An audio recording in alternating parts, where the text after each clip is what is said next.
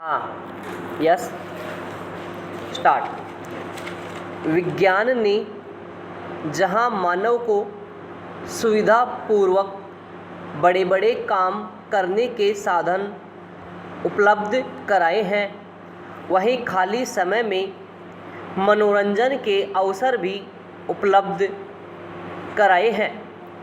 Cinema ऐसा ही एक लोकप्रिय साधन है। जिस तरह से साहित्य समाज का दर्पण होता है, उसी तरह से सिनेमा भी समाज को प्रतिबिंबित करता है। भारतीय युवाओं में प्रेम के प्रति आकर्षण उत्पन्न करने की बात हो या सिनेमा के कलाकारों के पहनावे के अनुरूप फैशन का प्रचलन, ये सभी सिनेमा के प्रभाव ही हैं। सिनेमा की शुरुआत से ही इसका समाज के साथ गहरा संबंध रहा है। प्रारंभ में इसका उद्देश्य मात्र लोगों का मनोरंजन करना था। अभी भी अधिकतर फिल्में इसी उद्देश्य को लेकर बनाई जाती है। इसके बावजूद सिनेमा का समाज पर गहरा प्रभाव पड़ता है। कुछ लोगों का मानना है कि सिनेमा समाज के लिए अहितकर है एवं इसके कारण अपसंस्कृति को बढ़ावा मिलता है। समाज में फिल्मों का प्रभाव से फैली अश्लीलता एवं फैशन के नाम पर नंगेपन को इसके उदाहरण के रूप में प्रस्तुत किया जाता है। किंतु सिनेमा के बारे में यह कहना कि यह केवल बुराई फैलाता है, सिनेमा के साथ अन्याय करने के तुल्य होगा। सिनेमा का प्रभाव समाज पर कैसा पड़ता है, यह समाज की मानसिकता पर निर्भर करता है। सिनेमा में प्राय अच्छे एवं बुरे दोनों पहलुओं को दर्शाया जाता है। समाज यदि बुरे पहलुओं को आत्मसात करे तो इसमें सिनेमा का क्या दोष है। विवेकानंद ने कहा था, संसार की प्रत्येक चीज़ अच्छी है, पवित्र है और सुंदर है। यदि आपको कुछ बुरा दिखाई देता है तो इसका अर्थ यह नहीं कि वह चीज़ बुरी है। इसका अर्थ यह है कि आपने उसे सही रोशनी में नहीं देखा। द्वितीय विश्व युद्ध के समय ऐसी फिल्मों का निर्माण हुआ जो युद्ध की त्रासदी को प्रदर्शित करने में सक्षम थी। ऐसी फिल्मों से समाज को एक सार्थक संदेश मिलता है। सामाजिक बुराइयों को दूर करने में सिनेमा सक्षम है। दहेज प्रथा, बाल विवाह जैसी अन्य सामाजिक समस्याओं का फिल्मों में चित्रण कर कई बार परंपरागत बुराइयों का विरोध किया गया है। समसामयिक विषयों को लेकर भी सिनेमा निर्माण सामान्यतया होता रहा है। भारत की पहली फिल्म राजा हरिश्चंद्र थी।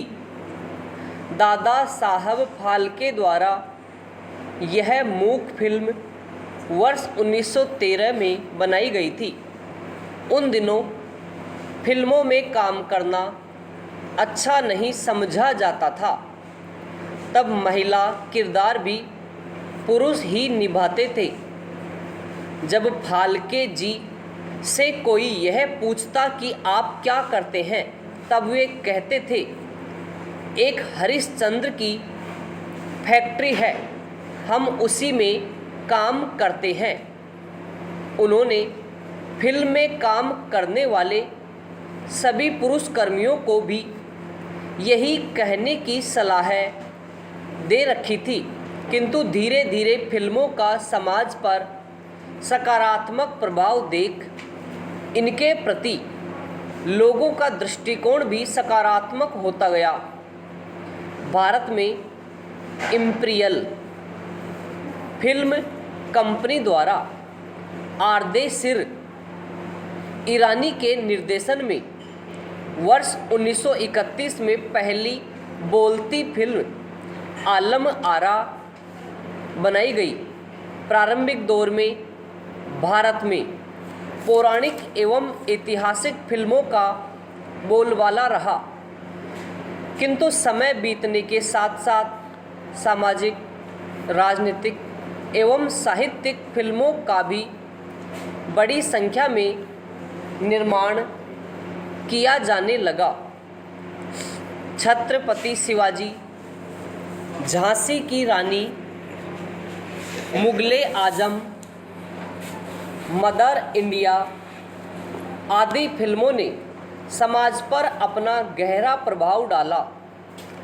19वीं सदी के 60-70 एवं उसके बाद के कुछ दशकों में अपने ऐसे भारतीय फिल्मकार हुए जिन्होंने कई सार्थक एवं समाजोपयोगी फिल्मों का निर्माण किया। सिनेमा का उद्देश्य मनोरंजन के साथ साथ ज्ञान में भी वृद्धि भी करना होता है। कुछ सिनेमा के निर्माण में निर्माता को अत्यधिक धन निवेश करना पड़ता है, इसलिए वह लाभ अर्जित करने के उद्देश्य से कुछ ऐसी बातों, स्थानों आदि को भी सिनेमा में जगह देता है या देना शुरू करता है, जो भले ही समाज का स्वच्छ मनोरंजन न करती हो, पर जिन्हें देखने वाले लोगों की संख्या अधिक हो। गीत, संगीत, नाटकीय एवं मारधाड़ से भरपूर फिल्मों का निर्माण भी अधिक दर्शक संख्या में को ध्यान में रखकर किया जाता है।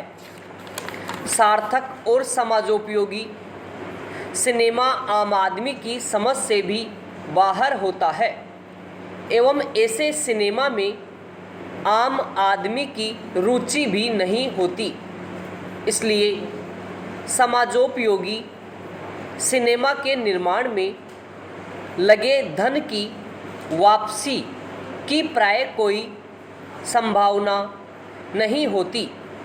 इन्हीं कारणों से निर्माता ऐसी फिल्मों के निर्माण से बचते हैं। समाप्त।